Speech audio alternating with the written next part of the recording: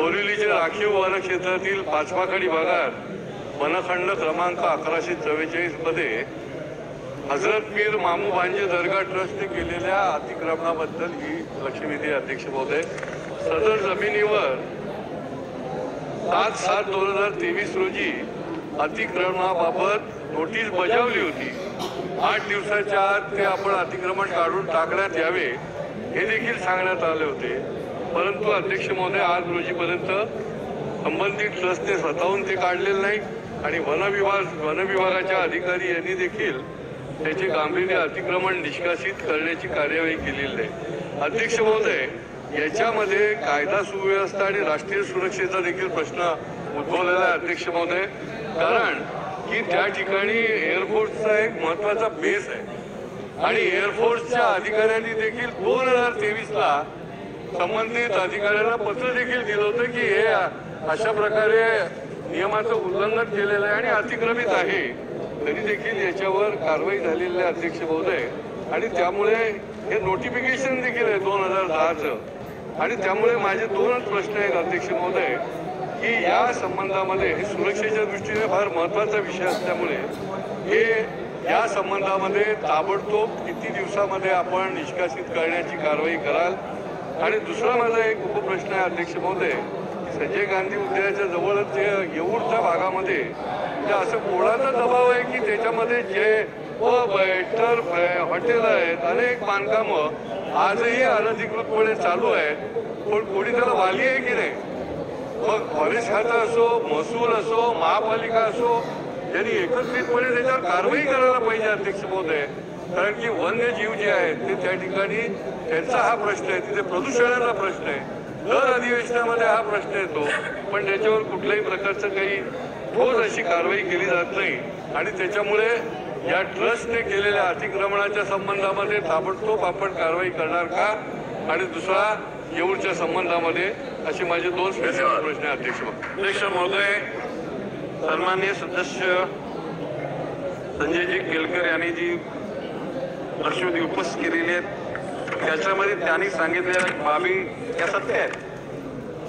यामध्ये भारतीय वायुदल कान्हेरी हिल येथील समन्वय समितीच्या बैठकीत मामा भांजे दर्ग्याजवळील बांधकाम विस्तारीकरण व अनधिकृत बांधकाम निष्कासन करण्याच्या बाबत चर्चा करण्यात आली. त्याप्रमाणे वनखंड क्रमांक 1144 येथील अतिक्रमणाबाबत हजरत पीर मामू भांजे दर्गा ट्रस्ट विरोधात वन विभागाने गुन्हा नोंदवला. सदर प्रकरणात सहाय्यक वन संरक्षक उत्तर येऊर यांनी दिनांक 7/7/2023 रोजी उपरोक्त क्षेत्रातील 561.60 चौरस मीटर अतिक्रमण कब्रस्तान वगळून ट्रस्टने स्वखर्चाने 8 दिवसाच्या आत काढून टाकण्याचे आदेश निर्गमित केले. परंतु त्यामधल्या काळामध्ये उच्च न्यायालय मुंबई येथे सदर ट्रस्टने दाखल केलेला रीट याचिका क्रमांक 10,548/2023 पुढील सुनावणीपर्यंत उपरोक्त अतिक्रमण निर्मूलनास अंतरिम स्थगिती आदेश मान्य न्यायालयाने पारित केले. 25/8/2023 रोजी दिनांक 11/10/2023 रोजी सुनावणीमध्ये देखील उपरोक्त अतिक्रमण निर्मूलनास अंतरिम स्थगिती आदेश कायम ठेवण्यात आले. प्रस्तुत प्रकरणी 5/12/2023 रोजी वन विभागातर्फे प्रतिज्ञापत्र दाखल करण्यात आले. हे प्रकरण सध्या उच्च न्यायालयामध्ये प्रलंबित आहे.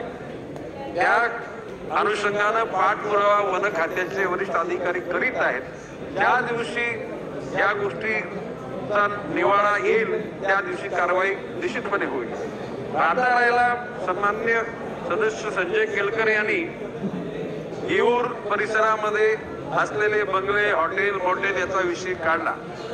वन खात्याच्या बाहेर खाजगी जागा आहे, त्या खाजगी जागावर बांधलेले मोटेल, हॉटेल याच्यावर बंगले याच्यावर कारवाई वन खाता नाही करू शकत. त्या परिसरात असलेले महानगरपालिका वगैरे त्याने ही कारवाई करायची आहे. वन खात्याच्या अंतर्गत असल्या तर त्या ठिकाणी कुठलंही हॉटेल, मोटेल, बंगला, घोडागाडी तिथे ठेवली जाणार नाही, एवढं मी संजयजी केलकरांना आश्वासित करतो. अध्यक्ष महोदय, माननीय मंत्री महोदय, याच्या संदर्भामध्ये त्या तिकडे वायुसेनेचा एक एअरफोर्स बेस आहे आणि एअरफोर्स बेसच्या बाजूला अशा प्रकारचे अतिक्रमण हे किती धोकादायक असते याची कल्पना आपण करू शकता.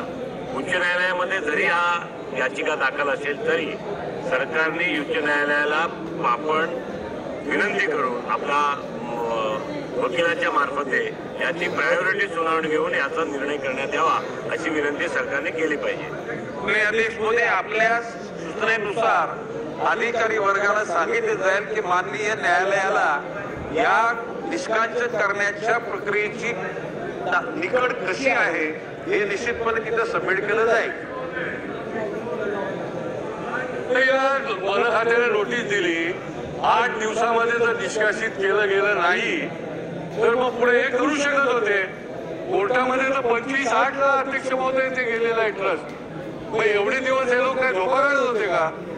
एवढ्या दिवसामध्ये काय नाही कारवाई केली आणि नसेल केली तर त्या अधिकाऱ्यावर कारवाई. एवढा मोठा सुरक्षेचा विषय त्या ठिकाणी असून देखील एवढा 1 महिना त्याला काय कोर्टात जायला तरी मुदत दिली का अध्यक्ष महोदय? आणि या संबंधामध्ये संबंधित खात्याच्या अधिकाऱ्यावर तुम्ही कारवाई करणार का तुम्ही एका आठवड्यानंतर कारवाई केली? अध्यक्ष महोदय, संजयजी केलकर यांनी सांगितलेली बाब गंभीर आहे. त्या ठिकाणी दिरंगाई झालेली ही वस्तुस्थिती आहे. परंतु आता सांगण्याची गरज खातं कॉन्स्टंट असतं. परंतु आता हे या खात्याचा मंत्री म्हणून मी सध्या 2-2.5 महिन्यामध्ये आणि ही लक्षवेधी आज झालेली या बाबतीमध्ये वरिष्ठ पातळीवर चर्चा करून या बाबतीमध्ये आपल्या मार्फत म्हणजे वन खात्यामार्फत माननीय न्यायालयाला ह्या गोष्टीचं निश्चितपणे गांभीर्य त्या ठिकाणी उठाव केलं जाईल आणि मग न्यायालयाकडून आदेश मिळवण्याचा प्रयत्न करू. लक्षवेधी संपू द्या. ही लक्षवेधी संपू द्या. जनराव मी देतो.